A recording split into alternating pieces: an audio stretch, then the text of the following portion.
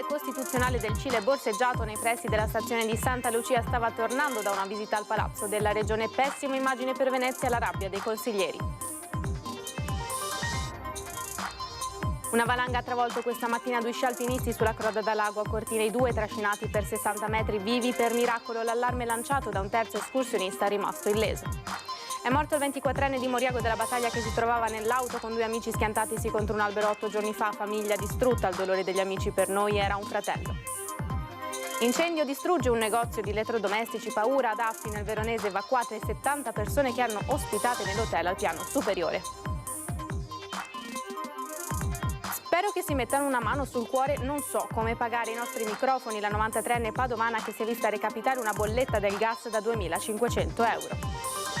Sfuma il sogno di Treviso, capitale della cultura 2026, il titolo va all'Aquila, ce l'abbiamo messa tutta, dice il sindaco Massi Annida, un sospetto di natura politica che riguarda i rapporti tra Lega e Fratelli d'Italia. Tutto pronto a Ponte Dante, nel capoluogo della Marca, per il processo alla Vecchia, la tradizione in diretta su Antenna 3, subito dopo il telegiornale di Treviso. Buonasera, bentrovate e bentrovati, edizione regionale dei nostri telegiornali. Iniziamo con la cronaca. Lo avete sentito dai nostri titoli: borseggiatori scatenati a Venezia nel mirino. Dopo il suo arrivo in città è stato il ministro del Tribunale Costituzionale del Cile. Qualche mese fa era accaduto anche al ministro della cultura brasiliano, borseggiato anche lui.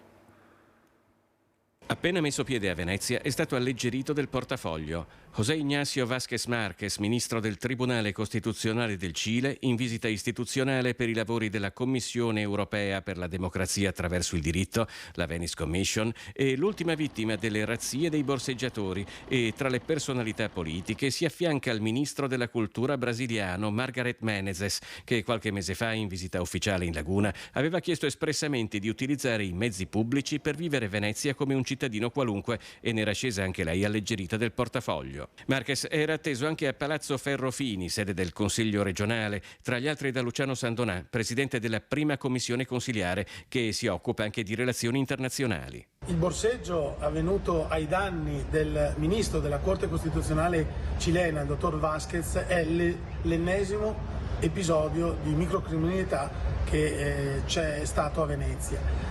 Ce ne sono stati segnalati tantissimi anche negli scorsi mesi. Credo che questi episodi sia ora di dare un taglio definitivo, perché queste persone che agiscono in questa maniera nella splendida nostra città di Venezia sono sempre le solite, sono stati individuati fra l'altro non solo dalle autorità competenti ma anche da un gruppo pubblico che denuncia periodicamente ciò che succede a Venezia. Recentemente proprio il gruppo dei cittadini non distratti aveva lanciato l'allarme su come i borseggiatori a Venezia non siano più piccoli criminali che vivono di espedienti giorno per giorno, ma affiliati ad organizzazioni più ampie con ramificazioni internazionali.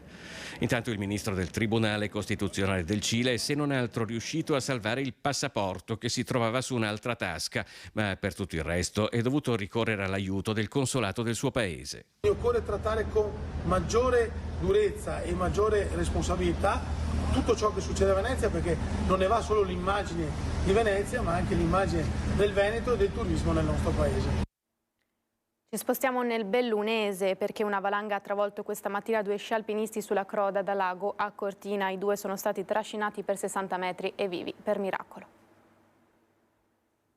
Una escursione studiata a tavolino, manto nevoso, temperatura, vento, pericolo valanghe di grado moderato, segnava il bollettino dell'ARPAV, ma come ben ripetono gli esperti del soccorso alpino, il rischio in montagna è sempre dietro l'angolo, pure per una guida alpina esperta come Mauro Zannoni, 51 anni, che stamattina accompagnava due sci alpinisti della provincia di Ravenna.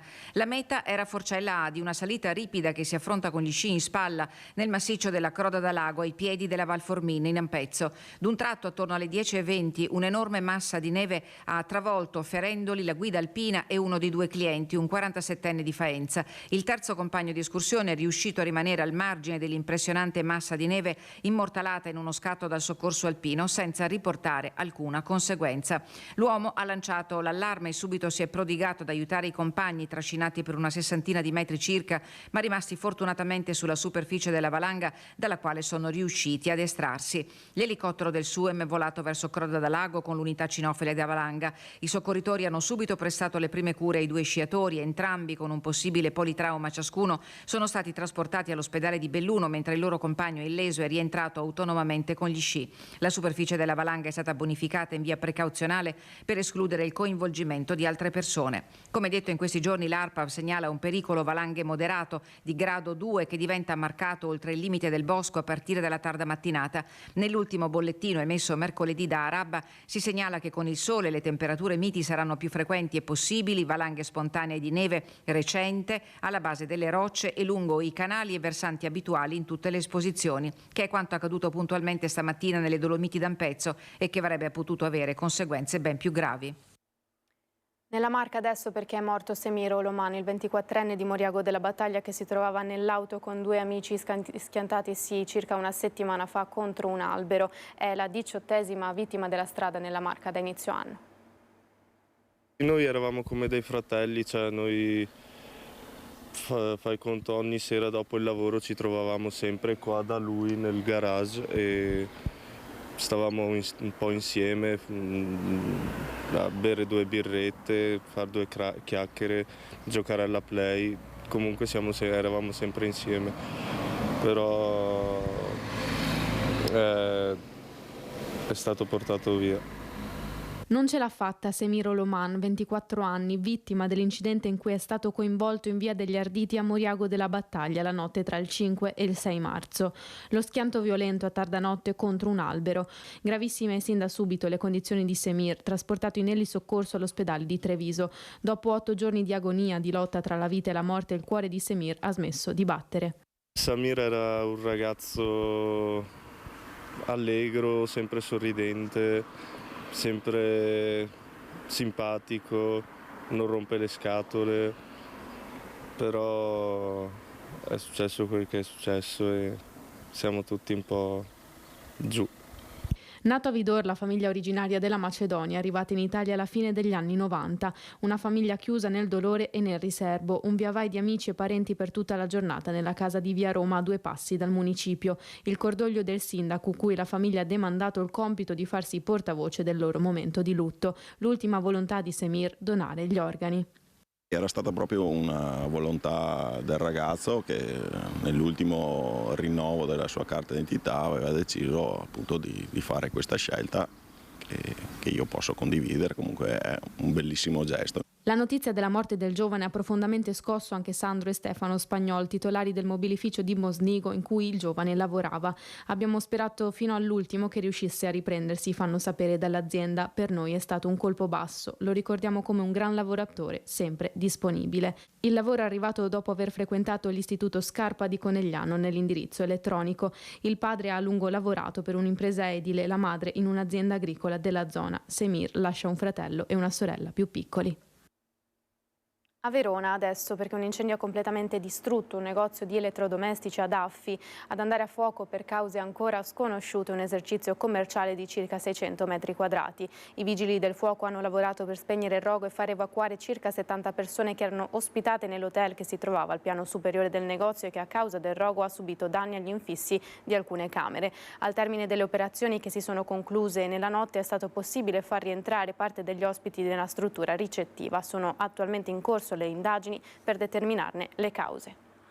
E torniamo in centro città a Treviso perché sfuma il sogno di capitale della cultura 2026, il titolo è andato all'Aquila. Ce l'abbiamo messa tutta, dice il sindaco, ma si annida un sospetto di natura politica che riguarda i rapporti tra Lega e Fratelli d'Italia. Il giudizio è eccellente, pertanto la giuria all'unanimità raccomanda come capitale italiana della cultura 2026 la città dell'Aquila. Tanto l'applauso in sala Spadolini a Roma è scrosciante, quanto la delusione a Treviso è cocente per la mancata proclamazione a capitale italiana della cultura 2026, obiettivo per cui Casugana aveva schierato il meglio della trevigianità, dall'arte alla musica, dal teatro al cinema.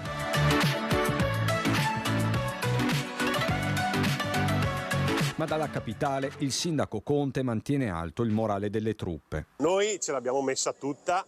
Ha vinto l'Aquila, faccio i complimenti alla città dell'Aquila, però ci tengo anche a ringraziare tutti coloro che hanno contribuito all'elaborazione questo dossier importante che per noi sarà comunque un punto di partenza. Analogo il commento del presidente Luca Zaia: non aver vinto non nega la bontà delle sinergie messe in atto, dice, mantiene la linea il vice sindaco Manera, che non esclude nuove candidature. Certo, vive i campanili ma non i campanilismi, quindi Treviso ha una grande dimensione ed è stata mostrata tutta la sua bellezza. Poi ha vinto l'Aquila e a volte si vince, a volte si perde. La stessa opposizione in Consiglio Comunale con il PD fa i complimenti a Mario Conte per l'impegno e si dice pronta a collaborare per nuovi obiettivi, ma si annida un sospetto, soprattutto dopo la vittoria del centrodestra alle regionali in Abruzzo di domenica, con l'esploit di Fratelli d'Italia proprio all'Aquila. È possibile, e questo è quello che girava anche un po' nelle preoccupazioni anche degli amministratori locali, degli assessori leghisti con cui ci eravamo confrontati in questi giorni.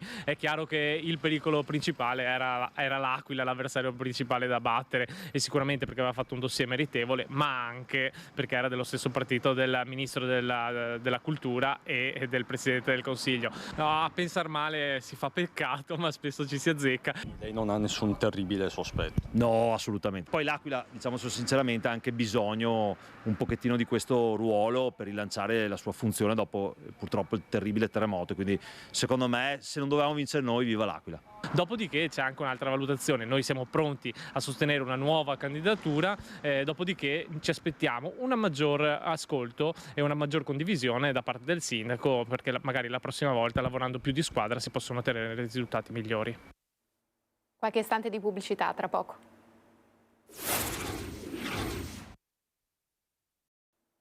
Rieccoci in studio, edizione del Veneto dei telegiornali di Antena 3. Proseguiamo con le notizie e passiamo ad aprire la pagina politica. Dopo la bocciatura in Senato dell'emendamento della Lega sul terzo mandato, il senatore Dem Martella dice sempre più evidenti le divisioni nella maggioranza.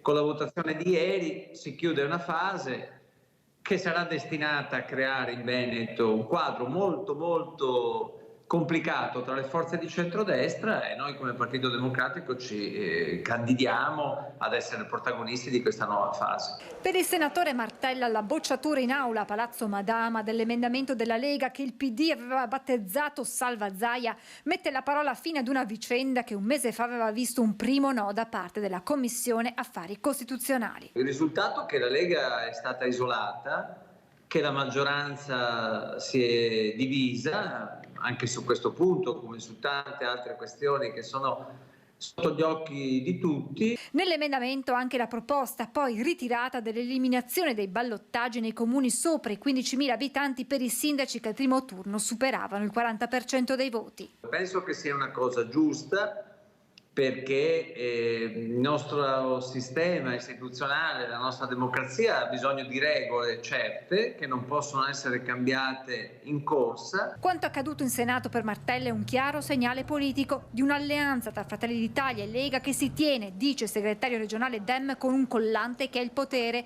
ma le divisioni sono sempre più grandi. Basta vedere cosa sta succedendo nella nostra regione. Basta vedere il dibattito che c'è su grandi temi. C'è uno scontro di potere sul futuro. Chi si candiderà ad essere presidente della regione? Sarà uno di Fratelli d'Italia? La Lega lo rivendica per sé. Questo determinerà uno scontro. In Veneto si chiude una stagione politica durata 30 anni tra Galan e Zaia, e che se ne può aprire un'altra. Ai nostri microfoni la 93enne padovana che si è vista recapitare una bolletta del gas da ben 2.500 euro. Mego c'è pa. Il fattore che aveva di fianco me ne voda, cioè no, non so cosa che aveva fatto.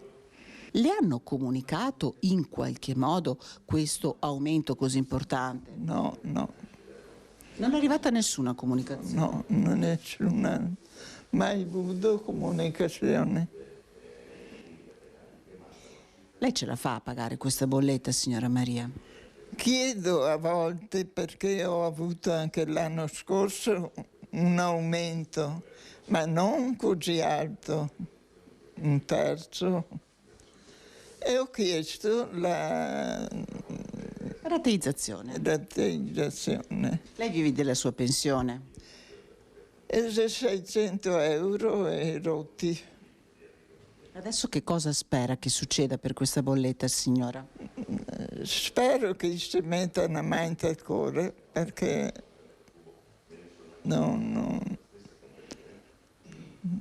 una cifra così alta non so come che si possa pagarla. E lei sa che ci sono tante altre persone anziane che hanno ricevuto questo prezzo, queste bollette. Pensa che sia una cosa giusta? No, perché le persone anziane non è che abbiano una pensione alta. Così lì va a tirare i soldi.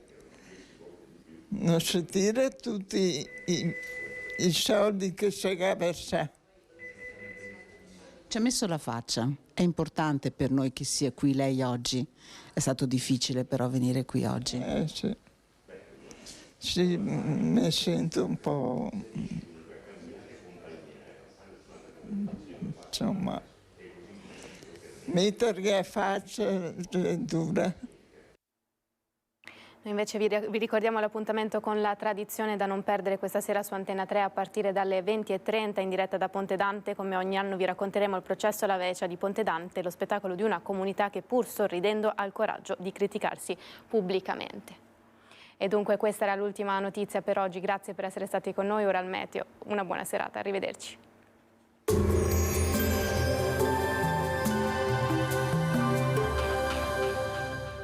Cooperativa Agricola Volpago offre carni fresche e selezionate di prima qualità, senza uso di antibiotici, direttamente dagli allevamenti locali dei nostri soci allevatori. Bentrovati al meteo. L'alta pressione si indebolisce e non è da escludersi il passaggio di una veloce e debole perturbazione atlantica.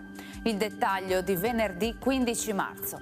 Sul Veneto avremo qualche nebbia di mattina, specie in pianura, ma lascerà presto spazio al sole. Nel pomeriggio, tuttavia, il cielo sarà più nuvoloso, poi nella notte saranno possibili anche dei piovaschi. Le temperature saranno in lieve aumento, minime tra 5 e 8 gradi, massime tra 14 e 17 gradi. Ci spostiamo ora sul Friuli Venezia Giulia. Anche qui cielo in prevalenza soleggiato, nuvolosità però in aumento dalle ore pomeridiane con cielo a tratti coperto. Temperature minime tra 6 e 9 gradi, massime sui 14-15 gradi. Infine diamo uno sguardo al Trentino Alto Adige. Poche novità, avremo schiarite alternate ad annuvolamenti con possibili deboli precipitazioni a partire dalla sera. Temperature minime sugli 8 gradi, massime intorno ai 17-19 gradi. Dal meteo per ora è tutto, vi auguro un buon proseguimento in nostra compagnia.